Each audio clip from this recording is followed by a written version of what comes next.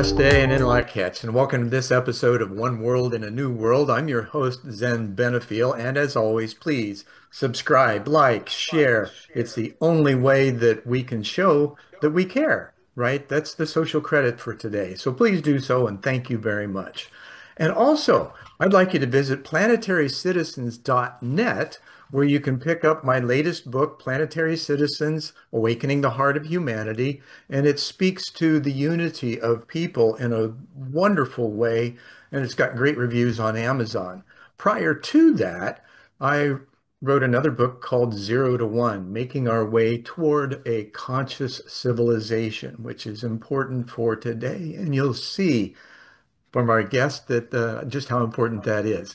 So today's guest is John Bunzl. He is the founder and trustee of the International Simultaneous Policy Organization. He's author of several books, The Simultaneous Policy, An Insider's Guide to Saving Humanity and the Planet. It was published in 2001, so he's been at this for a while.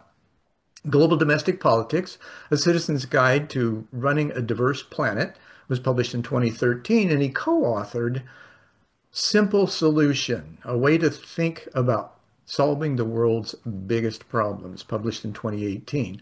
Now, Simpol.org is a global citizens movement that encourages people to use their votes to pressure politicians everywhere to sign a pledge committing to implement democratically developed policies simultaneously across nations, so governments can jointly tackle urgent global problems like climate change, inequality, and environmental degradation. So this is going to be a really great apocalyptic chat. Stay tuned. We'll be right back. You know, as leaders and even in life in general, we have this work-life balance that we're trying to find, this integration that seems to escape us sometimes.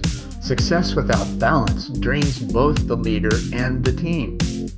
Coaching cultivates self-awareness about the habits and beliefs that fuel burnout and reshapes them into sustainable practices. Servant leadership grows naturally when your life, not just your title, inspires others.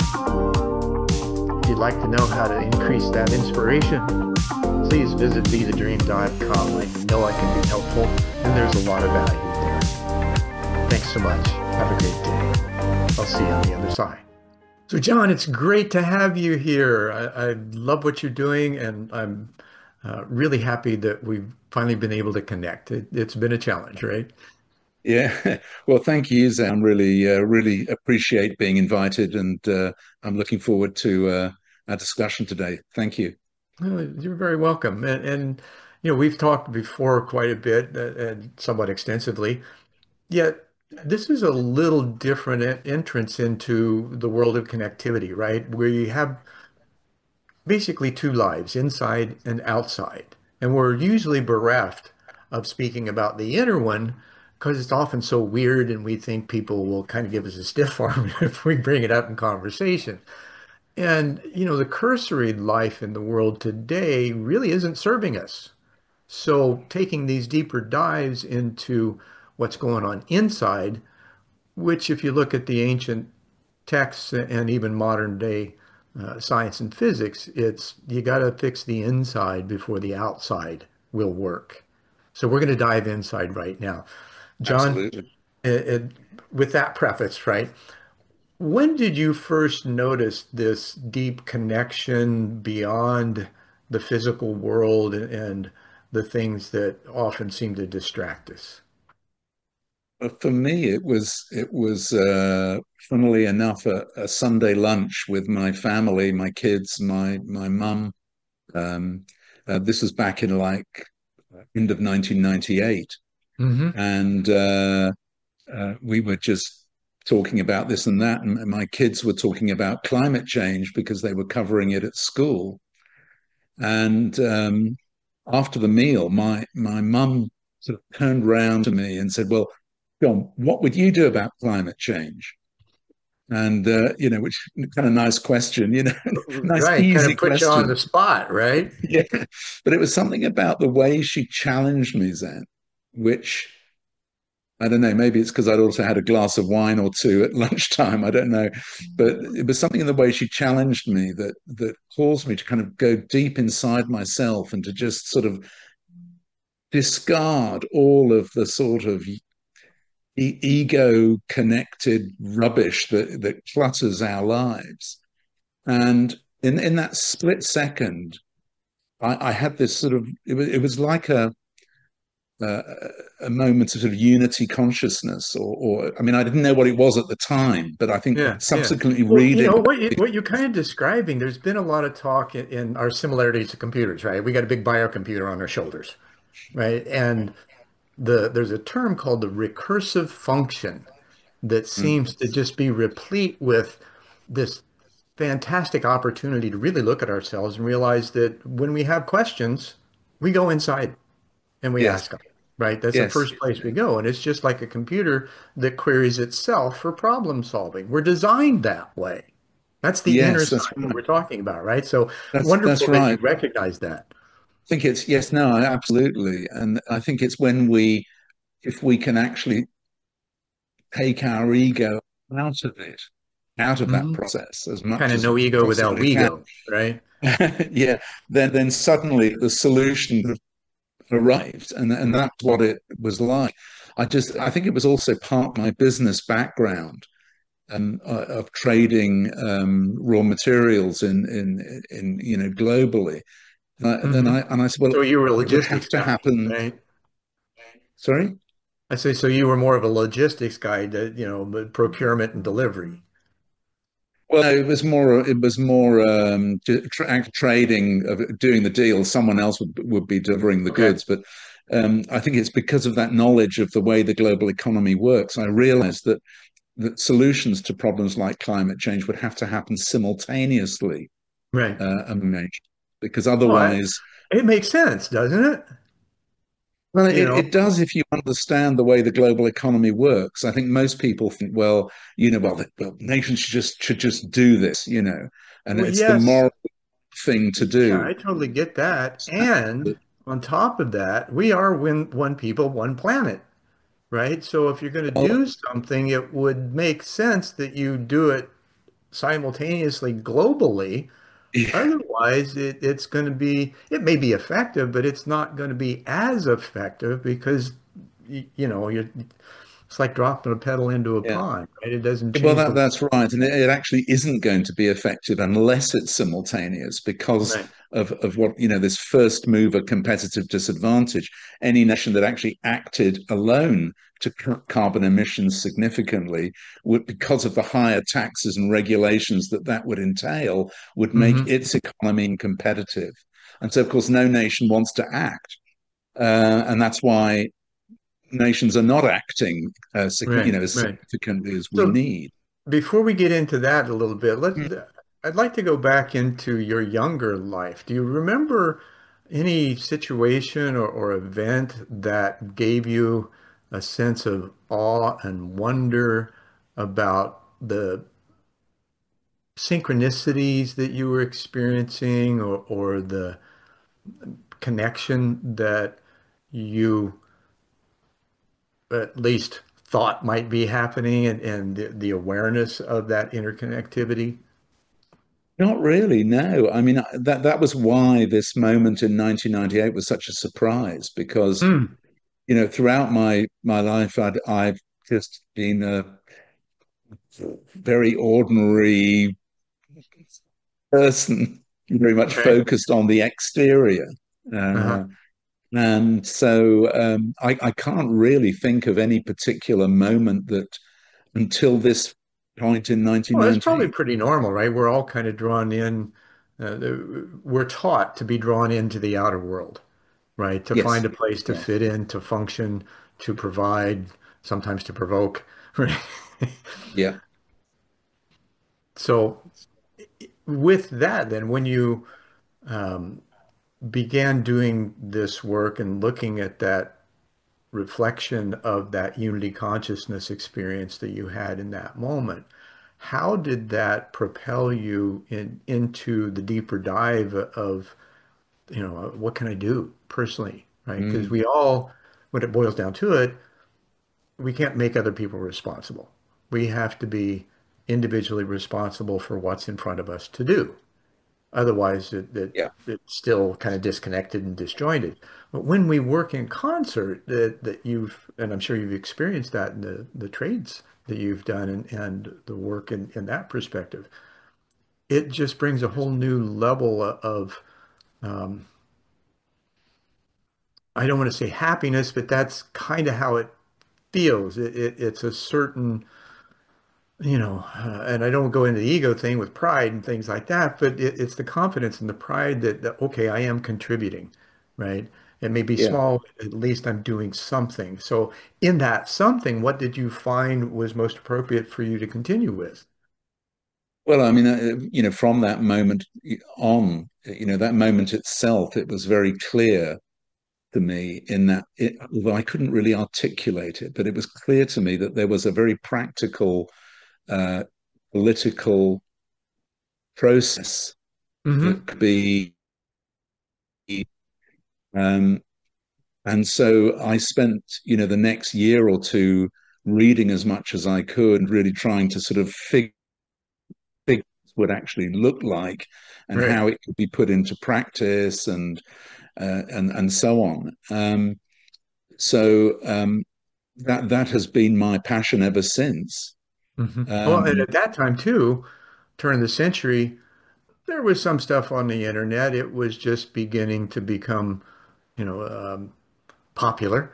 Um, and yet there wasn't the depth of information available that there is today. So what was it like in the research and the study and the books and things like that? Were there any particular but that I you wasn't even noticed? online at that time at all. So I don't think I was anyway. Hmm. um, so really, it was a question of just going to libraries, finding all the books that I could that that were relevant to what I was talking about. I mean, Right. my first thought then actually when the idea came for Simpol came along was, well, it's so obvious this, someone must have thought of it already, and I It's so simple, it ought to be understand. obvious, right? Yeah, it ought to be. Yeah. And I was sort of huntering around, and I thought, well, someone must have thought of this, and so the more I read, the more I realized that people, although people were talking about global problems like climate, they didn't they hadn't identified this vicious circle, this underlying vicious circle problem of what I call destructive global competition. The fact that no nation wants to move first or can move first because it will make its economy uncompetitive, and so they're all playing the same game, you know. Hmm. And so that was a surprise, and so I thought, well, look, I'm going to have to create this myself. Well, no, actually, the next thing I thought was, I know what, I'll go and talk to people like Friends of the Earth and Greenpeace and some of these big NGOs, because Sure. I thought, I'm just a paper salesman, I'm not a campaigner, so I'll go and talk to them. They'll Well, just do understand. a bit of research. That's smart, right? I If can you're going to give talk them the about idea. something, it's best to go to those who've been down this road Yeah, before or may know a little bit more yeah. and find out where they're at. Well, that's what I thought. So I thought that they would take it up, and I could go back to selling paper. But I discovered to my regret that they don't really understand it. Most of these NGOs are based on the premise that if we just shout loud enough, if we just protest enough, the government will do what we demand. But Yeah. what destructive global competition shows you is that it's not that governments don't want to act on these problems. It's that destructive global competition means that they can't act on them Right. because they'll make Right. their economy uncompetitive. And so no government is going to do that, obviously, because the economy would go down, capital would fly out of the country and go Well, elsewhere, yeah, jobs would yeah. would be lost, and the next election would be lost. So that's the sort of dilemma that politicians are And stuck in. yet, from our background, and we've had at least two people saying the same thing, Socrates and Buckminster Fuller, right? Don't fight what's going on, build a model that replaces it, do something Precisely. better. So, That's precisely it. Yeah. and this really draws attention to this bifurcation of consciousness or attention that we have, the good bad scenario, where we have this polarity of our vision and we bounce back and forth.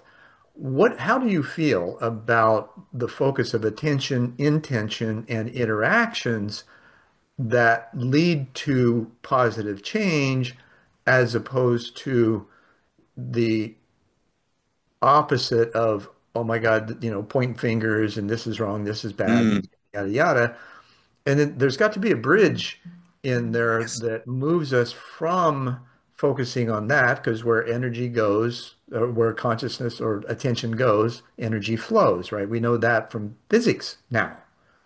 So how do we move that distracted energy, for lack of a better, into a more focused approach to actually facilitate the collaboration for this? And does that happen at a grassroots level first? Is it something that, that there are some in government that see that, oh yeah, something like this needs to be done. We're just ineffective at being able to initialize it.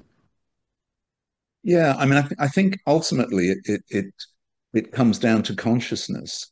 And if you look into, a lot of the evolutionary theorists have identified how this works. If you are It's not even faced. the future. It's not even those guys. It's like this is ancient stuff. This is out right out of Yeah, the woods, absolutely. It's never been right? different. Yeah, And the we just haven't process been of. paying attention. No, yeah, well, that's right. Yeah, it's rediscovering a Right. very old solution that, as you say, has been there from the dawn of time, And and that is design, in what. my opinion, Sorry.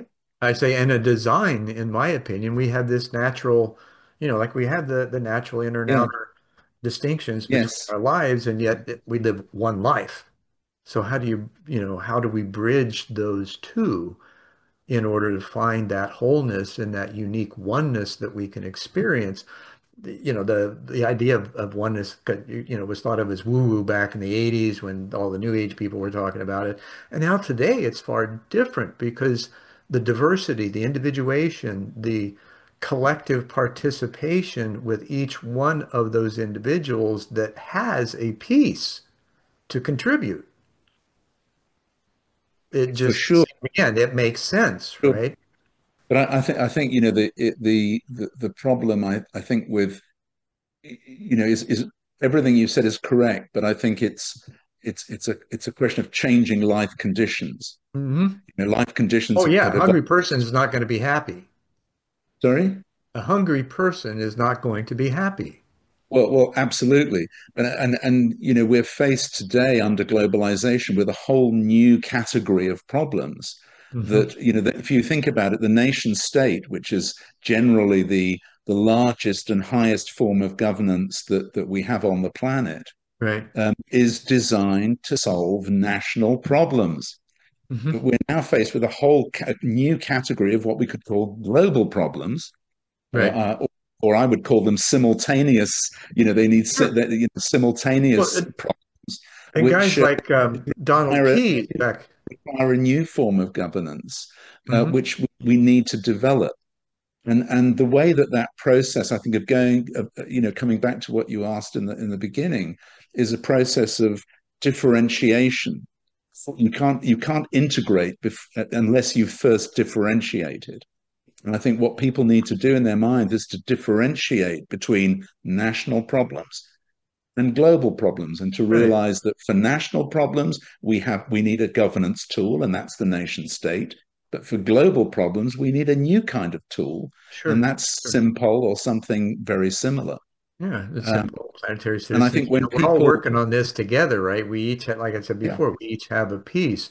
And like yeah, in the 70s, Donald Keyes first began Planetary Citizens. He was Euthon's, the Secretary General of the UN. Donald was his speechwriter. And so they introduced the concept of planetary citizens then, which was a borderless world. And of course, we weren't ready for it. I don't know that we are yet. And No. yet there's this indication that, well, maybe we ought to learn how to work together and stop all this, Well, fighting. exactly. I mean, I think the idea of a borderless world is actually not a healthy one. What we require is to find a framework through which our bordered world can cooperate globally. Sure. But let You me don't, you clarify don't what I meant eliminate by you don't borderless. eliminate the borders. You find a way of making every nation's of aligning every nation's self-interest with the global interest. Sure. Well, that in a sense creates a borderless organization, Yeah. Yes, right? but it's not a it doesn't that organization does not demand or even want or need a borderless world. But I think that's an important point to make, Zen. I think because if you look at a lot of the tensions going on, the polarized political polarization in the U.S. or elsewhere, it's basically about globalism against nationalism. Right. So To globalism some degree, is right? people Yeah. who are happy about immigration, who kind of want a kind of borderless world, and the Well, that's a nationalists. key word. It's integrate. It's a, you know, in the future, it's like Native Americans. They honor all cultures, yet they have a distinct one. Yeah, Indigenous people are like that. People today, the they still need to integrate with other cultures. My wife and I were talking about the importance of this. You can't take your culture into another culture like America did in the 80s when they went into Europe and tried to take American business over there. And instead of studying the cultures that they were taking it into, they tried to supplant American values, and it didn't work. Most of them failed as a result. exactly. Yeah, So here's the consideration, the brilliance really is being able to both be to understand first of all, and then be understood. This is kind of what Covey says in his fifth habit, right? Well, that's applicable on a much larger scale, in my opinion, of learning how to find this golden thread through the diversity that ties it all together, which for me could be as simple as just learn how to love and be loved, right? Because that's really the essence of what we want in life. All the outer things don't really matter. We need to feel that fulfillment, which comes from loving and being loved. yes. I mean that is true, but I wish it was that simple. I Because when you believe you it know, is. When you begin to unfortunately, the focus outer on the world makes it matters that matter, the more rest of it complicated. falls into place. But you've got to take your distracted attention away from that which is distracting us away from that notion before that notion can rise into its rightful place. Because that's part of it. Our design is to be part of a whole, right? We're not islands. We're No, individually, we're actually part of Mother Earth. Every cell in our body comes from something that the Earth has produced.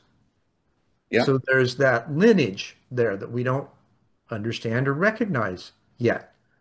And yeah, yet there's yes, this undercurrent, as you're talking about, this dissatisfaction with how things are working in the world to the point of, going after resources and things like that from some, and then others just wanting to continue that pointing fingers and blaming. And how helpful is that, right?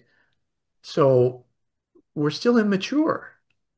oh God, yes, absolutely. And I think the underlying dilemma is I mean, we are part and whole, aren't we? We are both individuals, but also part of the whole. And it's how do you reconcile the unity and the diversity? How do you reconcile these two opposite, or the globalism and the nationalism? It's how do you reconcile? Hmm. And as I say, it seems to me that you have to differentiate before you can integrate. You have to Oh, sure. You differentiate have before to, you can exactly. reconcile. You've got to You understand all the striations, if you will, know? before you got to understand the puzzle before you can put it together. Absolutely, yeah. And that's precisely the, that's a huge issue, I think, is understanding the puzzle, because I think most people in the world, at least in the West, would understand the puzzle in terms of nations, understanding Hmm. it through, they look at the world through national glasses. But you need to look at the whole world, and because of globalization and global economy, you need to put on some global glasses Well, to sure, you see. got to get out of the nation against nation mindset Yeah, yeah. and figure out, okay, so, we're all humans, we all got the same blood, we all have the same desire to love and be loved. So how do we navigate that from that perspective? What do we need to do to demonstrate our understanding that that indeed is true? Yes, absolutely. And we need to do that, and to express that in a through a, that's what I regard Simpol as being, is the outer expression of that inner unity, reconciliation of unity and diversity. Hmm. Because Now, you do you say we find need that, we need to do it internally, but we then also need to do it externally as well, don't we? right, right. Well, also in this, like you mentioned with the other organizations, the NGOs to begin with, each of them have a specific mission that all needs to come in together. It's like, the offering the holistic model that we have on Planetary Citizens with the co-creation wheel. 12 sectors. Each of those sectors have multiple organizations in them that, because of the work that they're doing, they unintentionally become a silo, right? So how do Yes. those silos integrate the horizontal application of what they're doing, which again is that golden thread.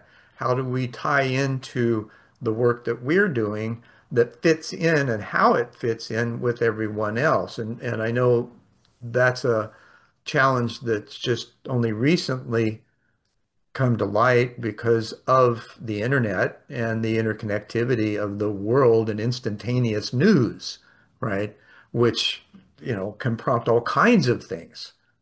Mm. We hope that they're positive.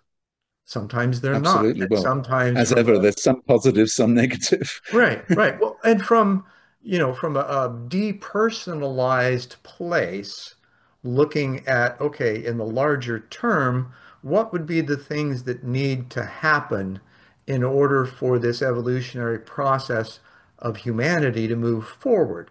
And, we know it's all chaos to order, right? That's the process. Well, we're going to experience that chaos first, which are really just patterns we haven't recognized to navigate through and alter enough or become aware of so that we can change the patterns in order to move forward or move forward better than we Yeah, have. precisely.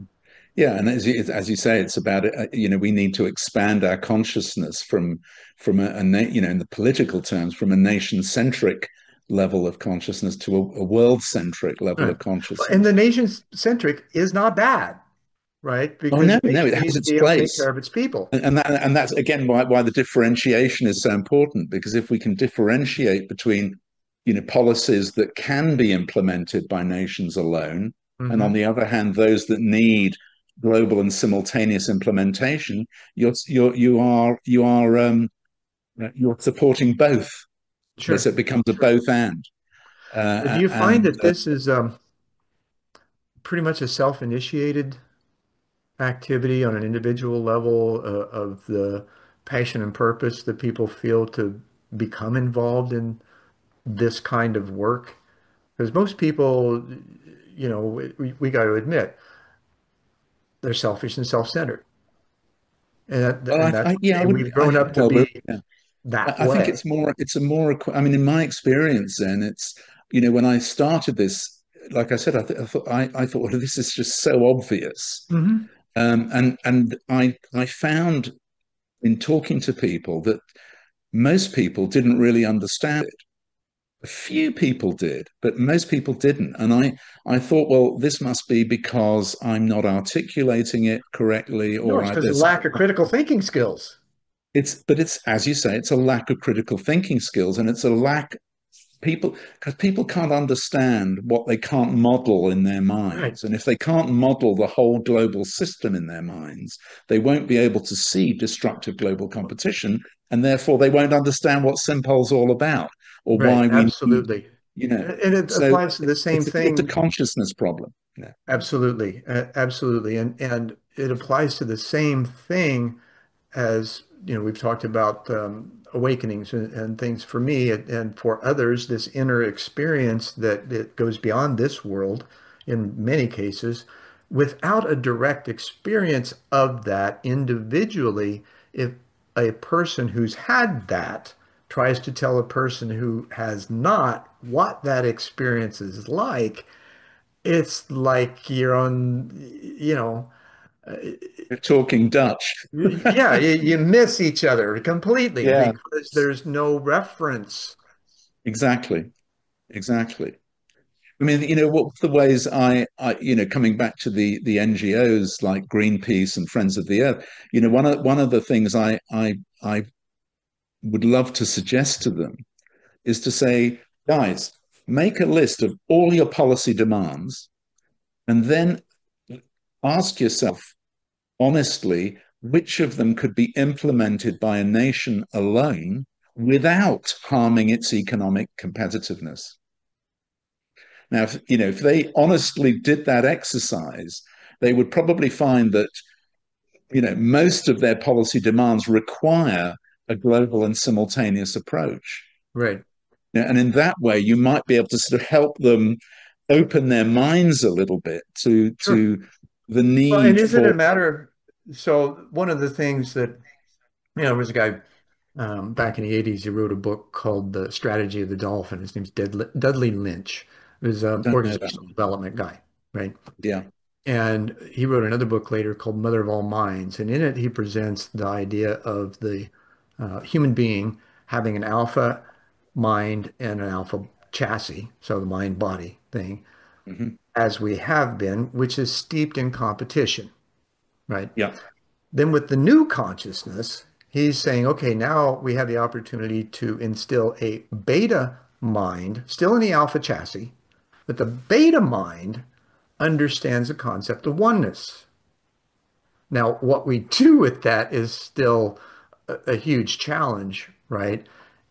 And then you've got science now today with quantum physics saying, oh, yeah, it's all energy. We're all interconnected. There are no boundaries, right, from that level. So Mm. now that we understand the natural state of things, how can we then turn that understanding back into the articulation in various ways of how that matters in each one of those policies you were just talking about? And where does it breach? Where does it not breach? Where does it go beyond the competition into Mm. collaboration with Yeah. others in But order to achieve it? yeah, I mean, I think it comes back then to the differentiation. Hmm. Because if you differentiate between unilateral policies that nations can implement alone without causing a competitive disadvantage, nations can just carry on with those absolutely independently. And then on the other hand, you have those that would cause a competitive disadvantage and therefore can only be safely implemented simultaneously. In that way, Hmm. you then get to an either or competitive situation to a both and situation where And there would also because of be the opportunity to look differentiation. at that competitive side as well and maybe make some adjustments to make it less necessary for competition, right? Well, I think Is- there will Especially in always be problem competition. solving on a global scale. Yeah, I mean, there will always be competition, but it's a question of you know competition needs to be competition can be either destructive or constructive, right? So if you have a well regulated game of football, uh, the competition is constructive because it's well managed. There's Okay. it's held within a framework of cooperative governance. The referee and the lines guys and the rules and all the rest of it. Um, it gets destructive when those rules or the referee is inadequate and the Mhm. players can start to exploit loopholes, and then it becomes destructive. Um, so you know Which would be the entropy of a human designed system. Now, what about so nature, what right? just a Is second. nature competitive with itself, or is it just so diverse that that it has an order we don't understand yet in how it works together? I think there is competition and cooperation in nature, and this is what I'm saying is that um, you see. I mean, humans are behave actually in no differently to Well, with the to reptilian most part of our species, brain but most active, species yeah, don't have the don't have the technological uh, power and knowledge that we have to sort of completely destroy the planet. But right. there's competition in nature as well, but it's limited. It's kind of governed and Well, controlled it's by other designed, species, right? This is by just the natural order of things yeah, for by the how natural order of things. nature works. Yeah, precisely. And it's Do had we billions of understand how years to kind of humanity reach works yet? certain. Sorry. I'm sorry, I just um, do we understand how humanity works yet? Is that part of what we're trying to figure out here? Is how we actually work best with each other to find solutions for these challenging problems? And I know that's kind of a rhetorical question, the obvious answer, right? It's so simple, it's that it would be a Well, yes. But it's how yes, we do I that that think it, we're discovering. yeah, and I think it is very much an evolutionary thing, Zen, because if you think about it, all of problems throughout human history, from the Stone Age to today, have been solved through governance. Okay, so we've gone from families to tribes to middle-aged small states to nation states. Why? Because there's always been an expansion in the unit of governance. Because as technology has developed, the problems gradually outgrew the Right. life conditions outgrew the governance system of the time, And and it would therefore seem, the governance system had to expand to a new level in order to cope with the bigger scale. And we're just simply at the next stage in that right. process. Now, in And that so, process, you would you know, consider that there are those who may have more information, design, intelligence, knowledge, expertise to facilitate this? And this is kind of what happens and maybe in the past, it's been those with power and wealth and that's been able to facilitate change and organize and take care of others and, kings in their kingdoms and now presidents in their countries. Um, but it's a different aspect because of the numbers involved and the absolute intricacy of how these systems are designed and their level of efficacy in taking care of people. I mean, absolutely, it's never been more complex. right. The bigger the scale goes, the more complex it becomes, and But do we, we are now at the global scale, like it or not. sure, And that's why we need some form of global cooperative uh, governance that that's where is I was not. leaning. Is it so this still has to have some kind of collective cooperation. Absolutely, yeah, absolutely, and you won't succeed without it, and that's always been the case. You know, um, and one of the things I've discovered is, and the evolutionary biologists will confirm this, is that in a funny sense, competition drives cooperation. In the sense that Adaptation, right? competition, starts off sort of constructive, then it gradually gets destructive, but it becomes so intolerable that cooperation has to come in to save it from complete destruction.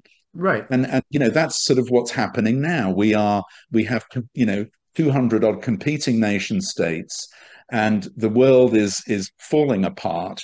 It's getting worse and worse and worse. The political polarization that we see is just a symptom of that.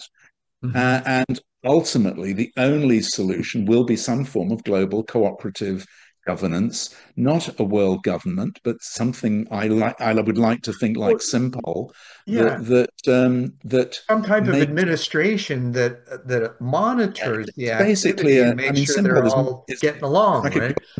like a global treaty. It's not a world government; it's a global treaty. Right.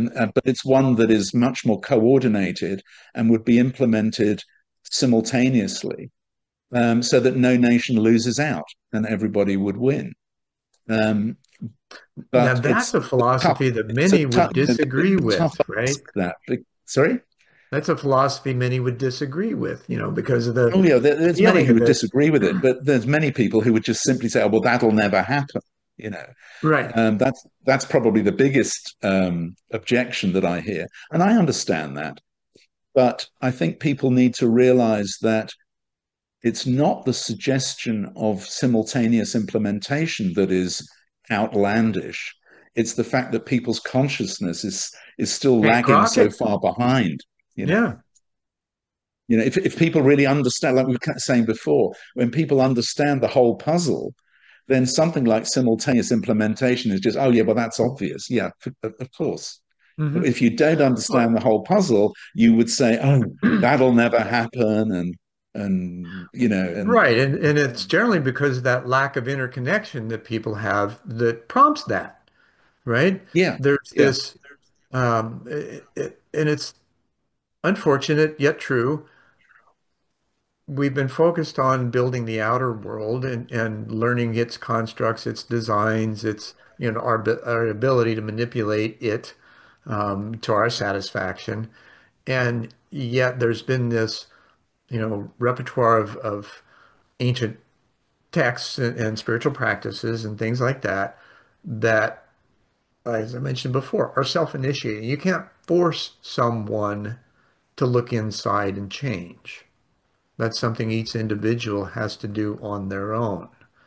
And when they do, that changes their trajectory as far as the ability for critical thinking, their desire for education, their want of having, an expanded culture and aesthetics in their lives, music and literature and those kinds of things, which have all been kind of put to the side here over the last century. mm-hmm. And the building of workforces through educational systems that served at that time a world at war, right? Yes, That was in the yes, yeah, 1940s.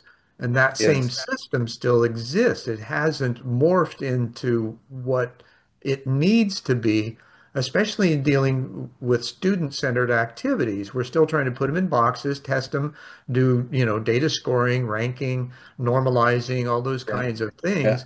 But the individual has gotten lost in that. And with neurodiversity today, we're losing out on a lot of opportunity to absolutely. utilize intelligence, skill, even brilliance in Yes, applying them to this evolutionary path we're on. absolutely. And I think it's it's what you're describing, Zen, is the cycle are the is the psychological truncation that Right. Well, as I say, we're we still it's like immature, it's like we right? are we begin the more the harder we compete, the more sort of narrowly focused we become, and then Absolutely. and so the whole prospect of cooperation just seems out of this world when you're sort of so focused on competing and winning and so on. And so I think it's a challenge to get people to see that there is a whole world outside of this very narrow, Sure. very Well, truncated, we're playing a very zero-sum restricted. game currently, right? We we're headed in the wrong, pretty much the wrong direction. We have time to wake up. There are things that need to be done. And what do you find in when looking at things in the evolutionary process and the agreements that you get that we need to do that? What's the scope of a timeline that people are thinking well, if we don't do this by such and such a date, then we're all screwed, right? Is there an obvious or a consistent answer or theory of when that might be? I don't think so. I mean, I Okay. think we're on the wrong path, but in a sense, we're on the right path in the sense that like I say, you know, the We're on evolutionary the process, path, right? Whether it's right or wrong, it's moving forward. the competition has to become so destructive before people suddenly realize cooperation is the only answer. So Well, so in yeah. a sense, And is the competition for munition sales?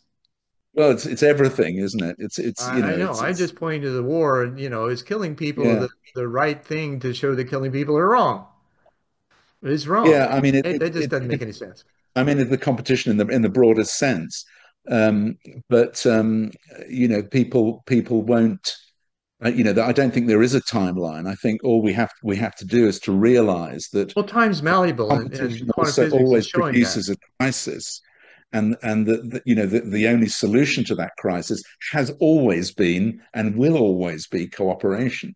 Hmm. And so, you know, Well, how I would long take that it will even take, more. I Now, what's the difference don't know. between cooperation and collaboration, in your opinion? Oh, well, there's not necessarily any real difference, but I think I think this is also where the intentional evolution comes into it, is that cooperation in the past has always worked because there's always been some outside force that has made it in the interests of the combatants to work together, because otherwise they'll be threatened by this outside force. The problem now under globalization is that um, there are no aliens from outer space that are threatening us that would drive humanity to cooperate as a unit. And so Yeah, for sorry, I'm cooperation laughing on this happen. because part of my life has been in association with beings from other worlds. And I know it sounds absolutely crazy to some, yet absolutely sane to others, because I'm actually admitting that it does happen. And from my experience and from all those that I've talked with that have had interactions with other worlds, there's no malevolence there. There's only encouragement for us to mature. Yes, and I'm sure, and I mean, I think if I think about, if there were aliens from other planets, they would they would not interfere, because they would only be Well, yeah, Gene here Roddenberry because was right. That's they would only be here because from their planet they had already reached a global cooperative maturity, and sure, therefore when they encounter us they would realize we need to leave them alone. They're in their own maturation process. right. Better just leave them We alone can to help get on. nudge it, right? But we uh, can't interfere. Now, this goes into like but, the Kardashev scale. that's why I think, so because we don't have that um, pressure, that outer pressure, global cooperation has to be intelligently designed. It has to be consciously Absolutely. designed and striven for, Well, this and is chosen. It won't just happen all by itself. the thing about consciousness. Again, when you're looking at think of the consciousness that would need to be present to develop interdimensional travel, for instance, right? Looking at the Kardashev scale, type 1, 2, and 3 civilizations, which is as far as he took it. The type 1 uses the energy of the planet to serve its energy requirements. That takes a certain kind of oneness consciousness to develop and implement. Then you've got type 2, which uses a solar system. So that includes a little bit of technology and how to move about space effectively. And then a type 3 uses galactic energy. So then this broaches that level of being able to understand traveling with a thought, right? Or developing the technology that's biointegrated that allows that process to take place, and the level of consciousness that's there is something we have yet to understand yet. For instance, referencing the experiencer, the contactees or UFO contactees or whatever you want to call them. that population. The most consistent thing about it is that when they have these encounters, it feels like total love coming from them.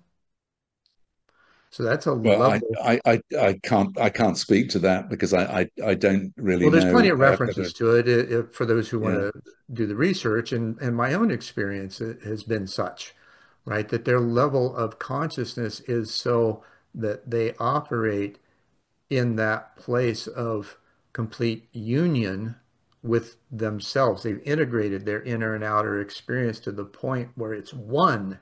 There's no difference between the two. yeah, yeah.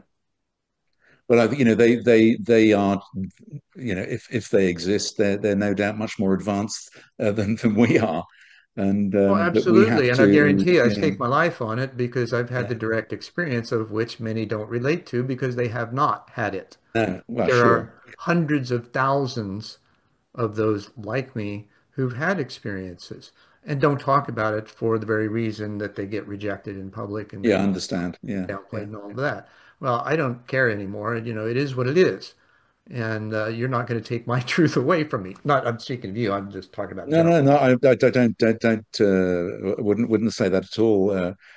Well, sometimes And misunderstandings can occur with those, general oh, for view sure, questions or comments, right? yeah.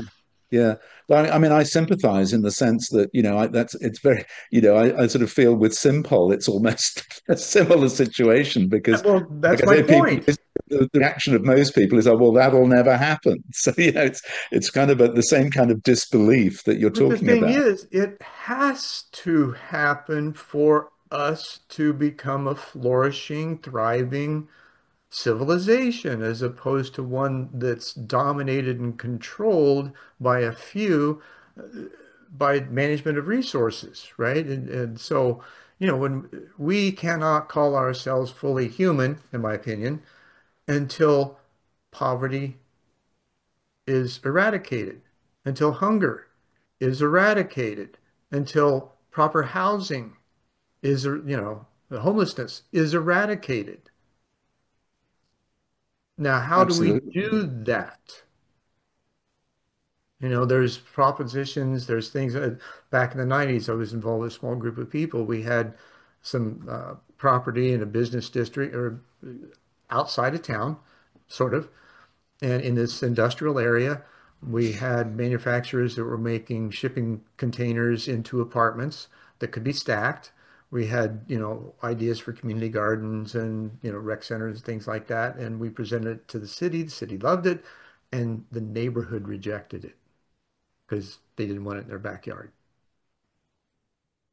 So if we're going to have these things happen, then that neighborhood needs to be a little more compassionate. And that's what we're missing. Yes, yes, that is true, and I think also we need we unfortunately need the pressure of knowing that if we don't find a solution together, that we're all going to suffer. Sure. Well, and I we're think like I think teenagers too, right? You tell a, a teenager, well, you got to go do that. The first thing they'll do is say, fuck you. Pardon the French, right? yeah, Because they don't want to be told what to do. A lot of yeah, adults don't want to be told what to do. So how do absolutely. we nurture that understanding and lead them to their own better choices? Well, your guess is as good as mine. Well, I think conversations like this certainly help, right? yeah, I mean, what I'm trying to do with Simpol is to show people that there is a framework and a way of thinking and a methodology that can allow us to deal with global level problems Hmm. in a way that is in every nation's interests. But how you get people to see that, Zen, I don't know. Yeah, to see it, agree. I mean, you got to see it before you can agree with it. Now, how does Simple, as we've talked about our own collaboration between Simple and Planetary Citizens, and I love how we're at least attempting to be an example of what we're talking about, right? Yeah. So, in that, how do we make that like with Simple, right? You're wanting to global, let me try to express this correctly, to globalize activity that everyone can agree on needs to happen and to do it in a simultaneous way through agreement through the nation states, governments, that we actually need to do this. And then that would seem naturally that there would be a need for some type of council or administration or group or something of collective, of representatives that are there kind of like diplomats to help Well, facilitate that happening. that's not really quite the way we envisage it. Okay, Um, so we really would put citizens at the who are the ones who would drive the policy, citizens in sure, sure, democratic sure. Yeah, countries I at didn't mean least. to diminish that. I understood that. I took it to the next level. Once that takes place, then what? Oh, Right? then because we through Simpol we are using our votes in a way that politicians and governments really can't ignore, and indeed that's how we've actually managed to get more than 100 members of the UK Parliament and member of Parliament in other countries to support the process and to sign the Hmm. pledge to implement Simpol. It's citizens who are really in control through their votes, and With it will be. citizens distracted the way they are with the internet and the shorts and because the generation that's coming up, boomers had the largest population. Now we're beginning to fade away, and this new generation, which is even bigger, is, it seems like they're just darting around all over the place. And Oh yeah. Well, this is part of the how do you herd cats? chaos that precedes, that will hopefully precede some kind of coordination and cooperation. But Well, and right maturity now, has something to do with it too. As you move through decades in life, you can look back and see the maturity that's garnered through that just life experience. yes, yeah, that's right. And I think all one can do is to gather together, and that's what we're trying to do with Simpol, is to gather together those people, like such as yourself, Zen, who do see the global puzzle, who do see the whole picture. Because I think when we band together, then we can pull the everyone else up. We have a chance So we to become educate magnets, I would others think. And it's and again, bring them it's to relative to see what physics, we right? see. Sorry. It's a physics property. It's that, and music too. What do they call it? Sympathetic chords. Yes. Yeah. Yeah. But I So, think it's also like if if there's a kind of critical mass of people who are lead, it's a little bit like the Enlightenment. The Enlightenment didn't occur through everybody suddenly understanding uh, mm, rationality. It was right. led by a relatively small number of people, Voltaire and Newton and so on. Hmm. And I think it'll be the same now when we talk about global cooperation. That's why you and I are talking together, and hopefully others will join us. And I think if we can create a cohesive network of individuals and movements that are supporting global cooperation and an actual means to implement it, such as Simpol, then I think we have a chance to bring others with us, the ones who at the moment are very distracted through the Sure. internet and Well, the and short I wonder, are we expecting what too else. much out of this younger generation knowing where we're at?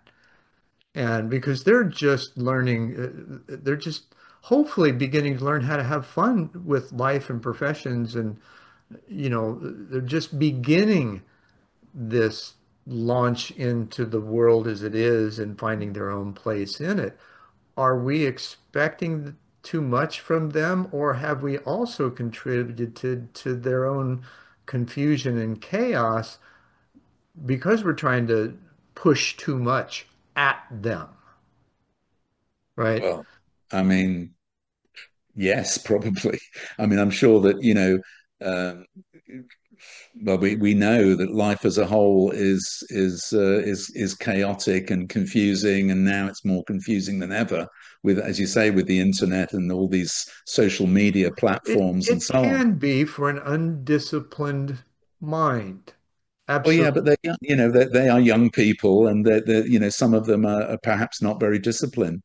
But I think, as I say, at the end of the day, I think it'll be a combination of outer circumstance becoming so critical that it's going to force people towards cooperation.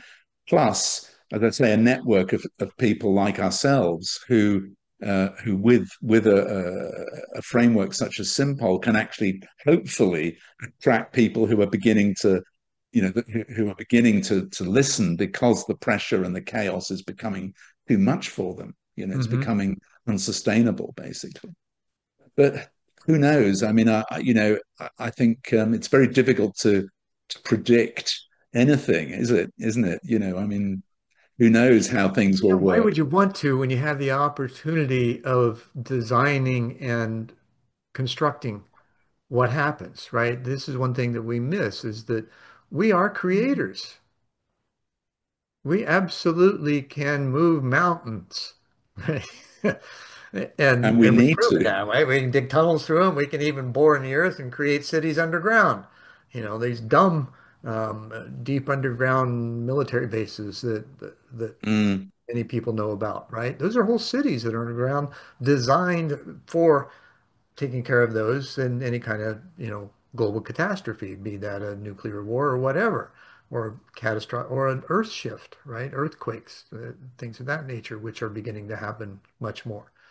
Um, and this again is the earth having its own evolutionary cycle, right? That we don't necessarily, it's what, 4.2 billion years old or something like that. Well, do you think it's gone through some changes during that time? And, we don't matter during those absolutely. changes. Absolutely. And this is it. If we don't cooperate, nature will just flick us off the planet in a Right. Well, that heartbeat. doesn't necessarily mean we have to work to change nature. We have to work to understand it We have more. to And a lot of integrate. like biomimicry, right? This has really gone into that realm of looking at, the systems and patterns of nature and how we can turn those into human applicable ones that Yeah, we can grow and nurture ourselves with. Then that's there's the right. other looking at, okay, how's the Earth set up? We understand the seismology and we have, data out the yin yang about, for instance, the Ring of Fire that's around the Pacific, right? All the ring of volcanoes that a couple of them, or one, two, have gone off near Russia recently. One an Yeah. 8.8, one a 7.4 or something like that, in the shifting, right? So what if that cascades through the rest of the rim? And is this an indicator that that could indeed be in process? And what do we do to prepare for that? Do we ignore it's happening and keep the populations clustered on the coastlines? Or do we begin to say, hey, look, this is coming. We need to kind of be thoughtful and mindful of you people and wanting to protect lives. And maybe you might want to consider, moving inland. Well, that's right. Then we can't force it. We've got to cooperate and adapt, or we Right, won't survive. It's as simple as that. Whether right. we're on the when we're on Now, the I don't ring want to on paint ring of a fire, whether catastrophic we're in the world picture. as a whole. And this whole process, we're especially with AI and all the information that we are in an apocalypse.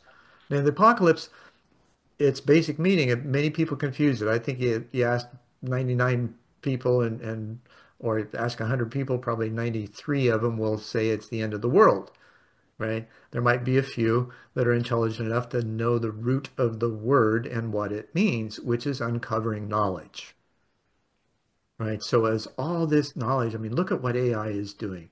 It's not artificial intelligence, it's aggregated human knowledge. And this Yeah, is then what it queries in order to come up with new answers. Well, if you've got all this data available, that gives the opportunity for a consciousness that's inside of it to say, well, what about this? Would you like me to take that and do this? Right? Because there's this sense of anticipation of next steps that are totally logic driven. Yeah. Now, how could we learn from that?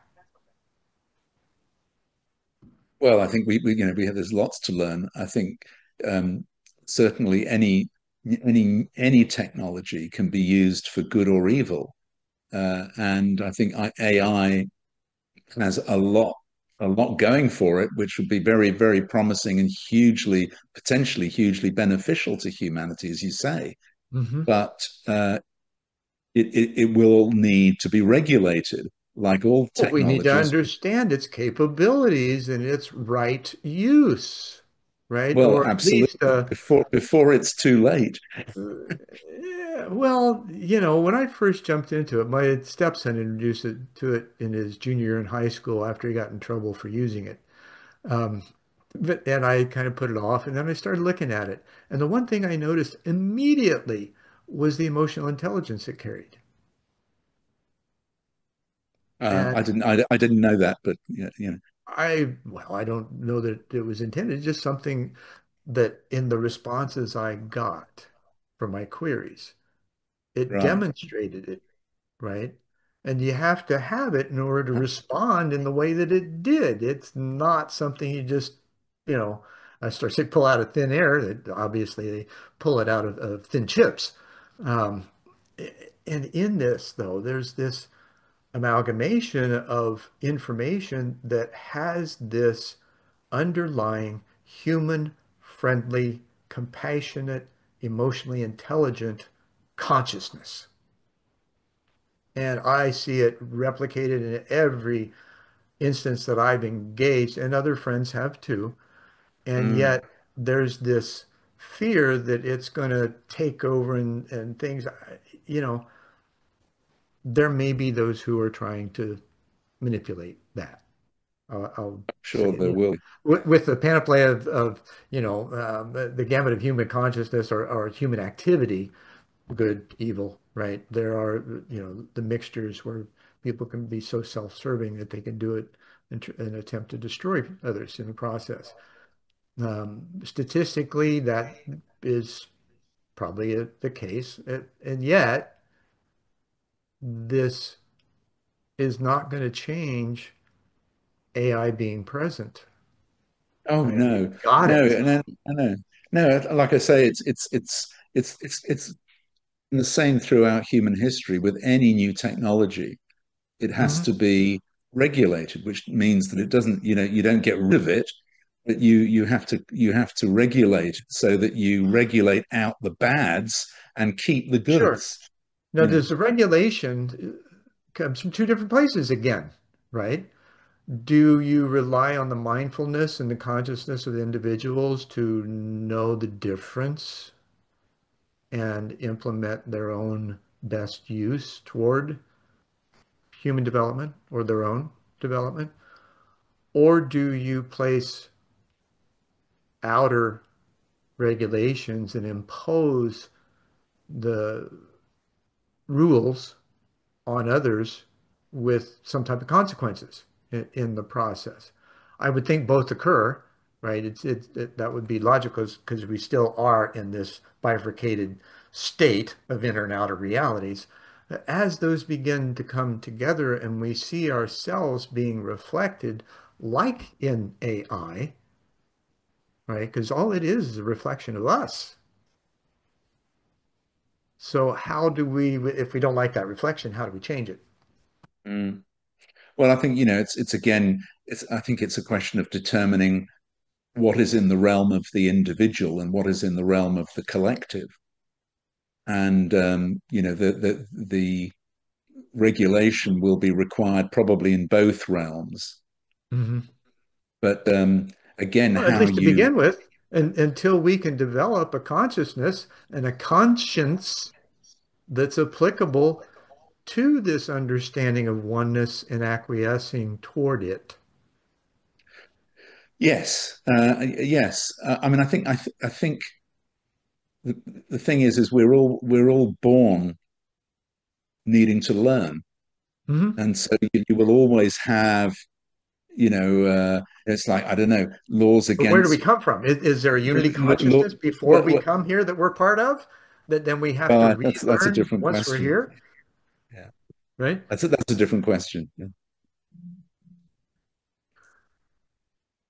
It's slightly, right? If everything's connected, if there is flow to our existence, which it's indicated that there is, then are we simply relearning here in the physical form what we already knew from where we came?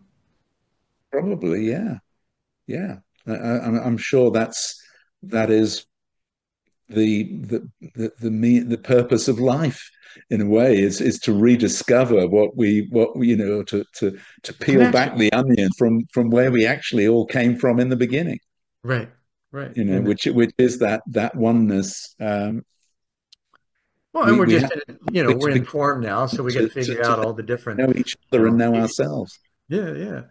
And ultimately, I think when you see it from that place, it frees up the constraints to the fear-based systems that have been in place, and it opens one up to at least admitting that there's a possibility, right? We don't know Oh how, yeah. we don't know what we don't know, right? And Well, that's yeah, part of what we need to know and yeah, realize that there are some things we just don't know yet, and we need to leave yeah, that door open for that information to come in when it's necessary. yeah. That is, of course, that is absolutely right. And I mean, I think in terms of uh, the more practical outer world that we live in, evolution has a lot to teach us about, how we achieve that oneness at new levels, so that we do evolve, and hopefully stay alive on this Sure. planet. Well, I Yeah. think we're going to flip Darwin's theory on its head. Instead of, the survival of the fittest, it's leaning towards the But survival of the most cooperative. yeah, I mean, Darwin actually never, survival of the fittest wasn't actually Darwin's saying. It was one of his, I think was it Herbert Spencer or somebody who read him. And Darwin, after Origin of the Species, he wrote another book. I can't remember the name of it now, where he talked about cooperation being just as important as competition. So I think Yes. people talk about Darwinism as being sort of this sort of Well, survival of the again, fittest, like but the word that's not apocalypse. what he. That was only half of what he was talking Sure. about. Now, would this also speak to how unintentionally or intentionally the manipulation of our understanding has occurred by using those kinds of phrases that the person never didn't necessarily say, but yet it's attributed to, and everybody, it's kind of like Yeah. I had a conversation with Howard Bloom, what a brilliant mind. He's written many books, and one of them is called The Lucifer Principle. Hmm. And in that, he goes over historically how small groups of people have manipulated masses by telling lies repeatedly until they're believed to be true. And it goes Plenty of on that going today on. still. So that's part of the discernment that we need to develop is like, Of course. how do we, when we hear something, how do we determine its level of truth? If For it sure. is, For right? sure. The natives and indigenous have this system called a three brain system. It's the gut, heart, and the head, right? And they actually knew about quantum physics way before we did because we connect with the vibrations, which everything's vibration, right? At a gut level, intuition, gut feeling, all of those phrases that have been around forever that demonstrate that. Although we generally second guess those and move into what we think ought to be rather than That's where acknowledging that. the ego comes in. We're back Right. to where we started right at the beginning, aren't we, Zen? Yeah, Where exactly. the And then more the you take heart, your ego out of it, the more you listen to those, the gut we and the stop heart, thinking.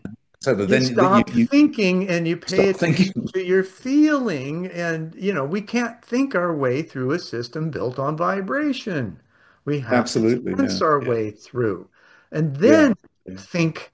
about it. That's why the continuation of the heart, second brain, that's where it's like the Taoist, right? Undesirable or desirable, and there's a gamut in that. And then once you have that distillation of energy, then you offer the rest of it up to the brain, which can then make more appropriate choices as to what to do with it because the data is clearer. Yes, yes, exactly, exactly. Yeah, Another thing precisely. that, right, it's amazing.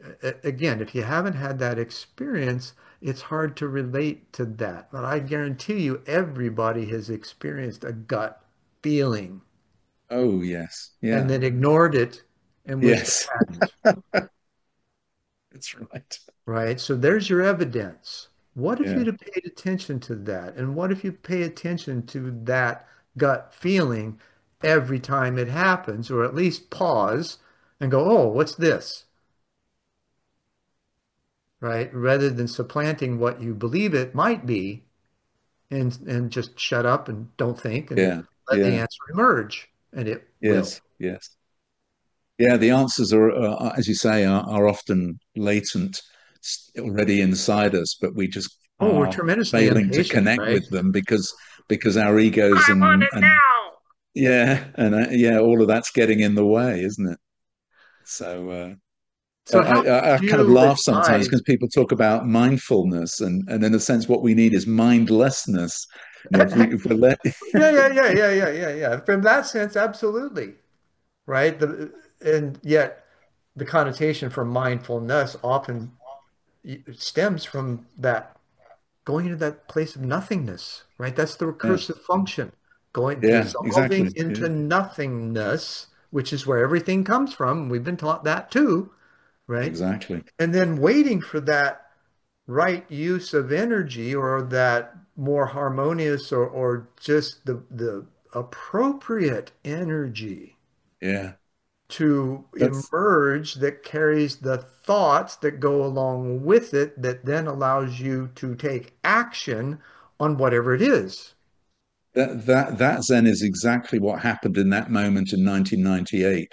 I it was like this Well, gosh, it only state of took 60 empty minutes to figure that out, right? state of emptiness that was inside me. That suddenly it all came into that state, that empty Yeah. state, and then it became clear, very clear. Oh, and Yeah. there's no time in that, right? It's just boom, it's an instant. Yeah, exactly. It's Um, completely simultaneous. and I understand, I had questions about that, right? I've got this voracious radical curiosity. It's like, okay, so what's the speed of thought? Oh goodness, yeah. Yeah. So fortunately, I was introduced to this book called the Rancho book, and it's the only place I've ever been able to find a reference to it. Uh-huh. And in that, they now um, the Rancho book is a collection of transmissions, channelings, if you will, through a farmer in the Midwest in the 20s and 30s that was eventually compiled into a book in the 50s, 2,000 pages, and it covers the um, spiritual material hierarchy of creation to a very deep degree. I mean, it's really heavy reading. However, what it does say in there about the speed of thought was that it's 841 trillion miles per second. Wow. Wow. How did he work that out?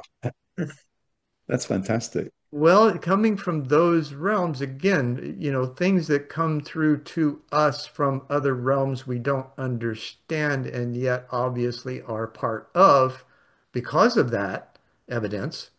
Um, yes, we need surely question it, but just to consider that and the instantaneousness of what we can manifest if our thoughts are powerful enough, Hmm. Hmm. including Yeah. teleportation, right? And which is what this, again, back to that biospiritual technology that these other races have that we don't yet because we haven't developed the consciousness that even could understand it, let alone use Yeah. it. Yeah. Yeah.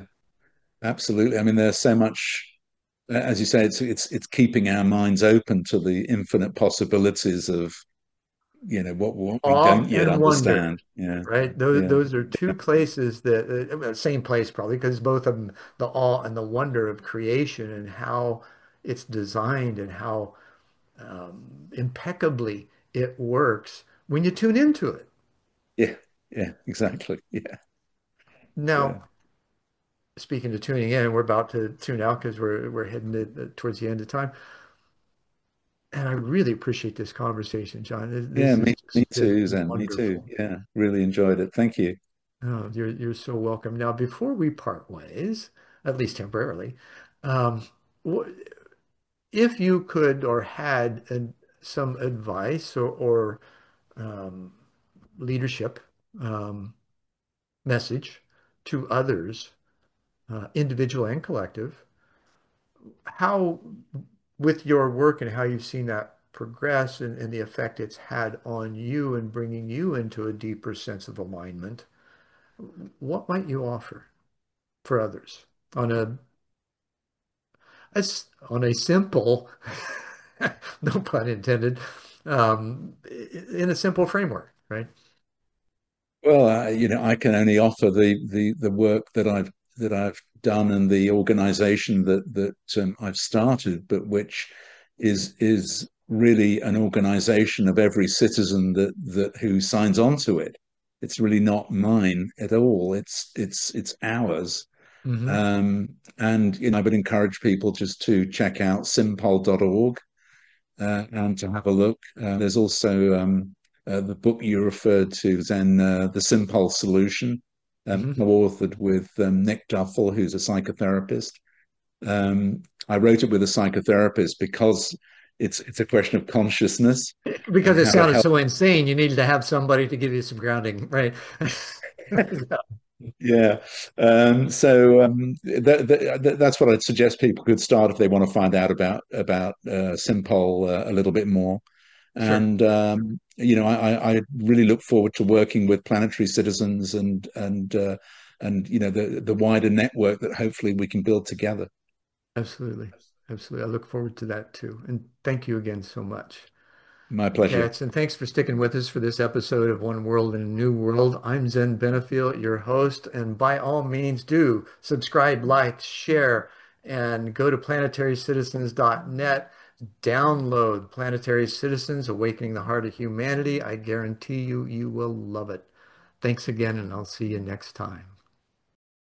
Explore the thoughtless sphere. Embark on a life-changing journey of self-discovery. Embrace harmony with self, with others, with Earth. One world in a new world. Zen Benefiel skillfully ignites conversations, guiding guests to reveal personal journeys and perspectives. Listeners are inspired to seek knowledge and find wisdom in their own lives. Join this transformative journey as we navigate the depth of human experience.